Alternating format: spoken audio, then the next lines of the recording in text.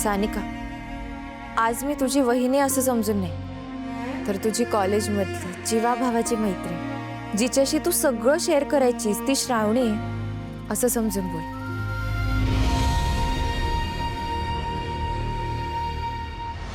साहेब, ही तीच पोरगी आहे जिचा तो भलताच प्रकार व्हायला झाला होता.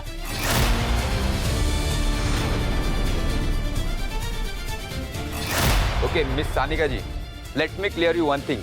आम्ही आमच्या कंपनीमध्ये तुमच्यासारख्या मुलीला नोकरी देऊ शकणार नाही. सानिका, तू तुझ्या बाळाला जन्म देण्याचा, त्याला स्वाभिमानाने वाढवण्याचा निर्णय घेतलायस ना, त्या निर्णयात मी आणि तुझा शुभू दादा तुझ्या मागे खंबीरपणे अगदी शेवटपर्यंत उभे असू. पण हा मार्ग काही सोपा नाही, लक्षात ठेव. खूप कठीण आहे. तुला या मार्गात समाजाच्या आणि लोकांच्या अन्यायाला तोंड द्यावंच लागेल. पण श्रावणी, मी आधी अशा संकटांना सामोरी नाही गेली का? प्रत्येक गोष्टीत दादावरच अवलंबून होते बघ. सानिका, तुझं सुद्धा माझ्यासारखंच आहे की. तुला माहितीये, काही महिन्यांआधीपर्यंत मी सुद्धा प्रत्येक गोष्टीसाठी माझ्या बाबांवरच अवलंबून होती. शुभूशी लग्न करून या घरात आल्यापासून मला रोज एकापेक्षा एक संकटांना तोंड द्यावे लागतं. तुला काय वाटतं, सासूबाईंना मी उलट उत्तर देऊ शकत नाही का? शोभाताई मला मुद्दामून रोज त्रास देण्याचा प्रयत्न करत असतात ते मला दिसत नाही. मी लोकांची तोंड बंद करू शकत नाही का? नक्कीच करू शकते, पण मी मुद्दाम तसं करत नाही. कारण मला एक घर जोडायचंय, नाती जोडायची, तोडायची नाही. आणि जेव्हा आपल्याला एखादी गोष्ट जोडायची असते ना, आपलं म्हणणं खरं करायचं असतं, आपले निर्णय खरे करायचे असतात ना, तेव्हा रोज काट्यांवरनं चालावंच लागतं. सासूबाई आणि शोभाताई अगदी रोज मला घरातनं बाहेर काढायचे प्रयत्न करत असतात, हे माहितीये मला. खरं तर त्या हिशोबाने मी केव्हाच हे घर सोडून जायला सुद्धा हवं होतं. पण मी गेले का? नाही ना, कारण माझं माझ्या नवऱ्यावर जीवापाड प्रेम आहे. त्यांनी माझ्यासाठी किती मोठा त्याग केलाय ना, ते मी या आयुष्यात कधीच विसरू शकणार नाही. सानिका, सीतामाई सुद्धा जेव्हा संकटात होत्या ना, तेव्हा फक्त श्रीरामावरच्या विश्वासामुळेच त्या अग्निपरीक्षेला सामोरी जायला तयार झाल्या. त्या डगमगल्या का? नाही ना. मग मी तरी का घाबरायचं?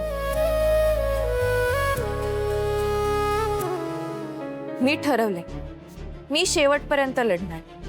आणि सानिका, तसंच तुला तुझ्या बाळासाठी आणि स्वाभिमानासाठी शेवटपर्यंत लढावंच लागेल.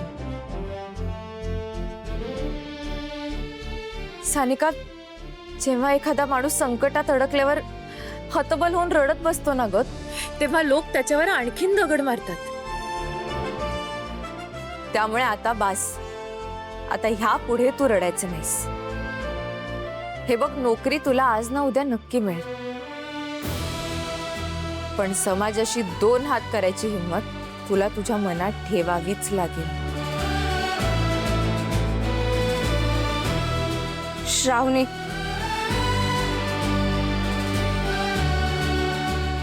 मी आता रडणार नाही, मी लढणार. किती त्रास झाला तरी चालेल, लोकांना जे बोलायचं ते बोलू दे, पण मी लढणार.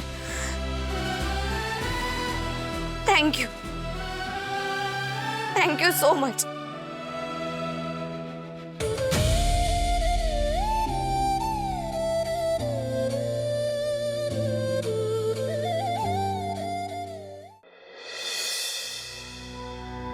तुम्ही इथेच बसा, थोड्याच वेळात तुमचा इंटरव्ह्यू सुरू होईल.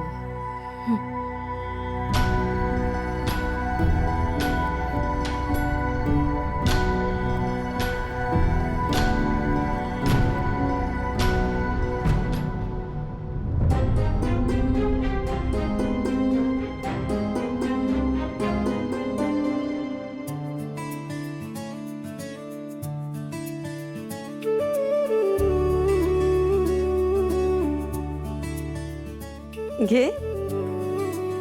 नाही नको, थँक्यू. अगं घे, थोडं बरं वाटेल. खरंच नको.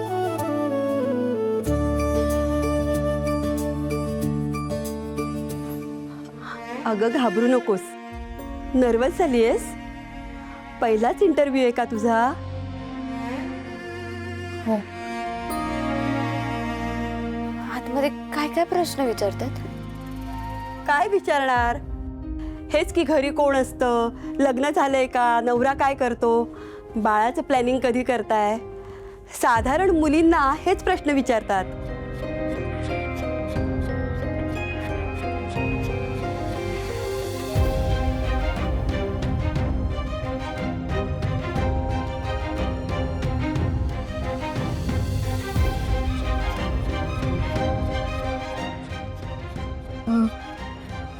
पण CV आणि शैक्षणिक पात्रता नाही बघत का?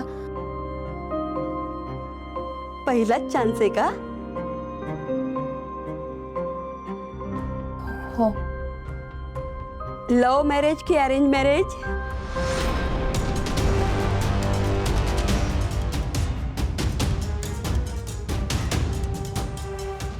अशा परिस्थितीत तुला नोकरी मिळेल असं वाटतंय? मला नोकरीची खूप गरज आहे. मी 7-8 महिने तर काम करूच शकते ना. अगं पण तू एवढी हळवी का झाली आहेस?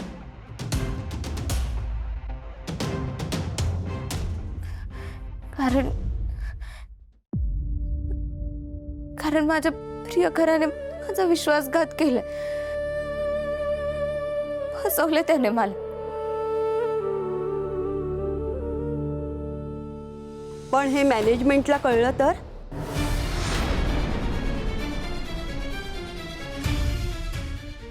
पण यात माझा काय दोष? मी माझ्या पोटातल्या बाळाला न मारता, अबॉर्शन न करता त्याला या जगात आणायचा निर्णय घेतलाय. त्या मुलाने त्याची जबाबदारी नाकारली. मग दरवेळी दोष फक्त मुलीचाच कसं काय असू शकतो? नक्कीच नाही. यात तुझा मुळीच दोष नाहीये. आणि मला विचारशील ना, तर ही नोकरी तुलाच मिळाली पाहिजे. कारण तू प्रामाणिक आणि स्वाभिमानी आहेस. थँक्यू. Thank you so much. बस मी आलीच. हे घे.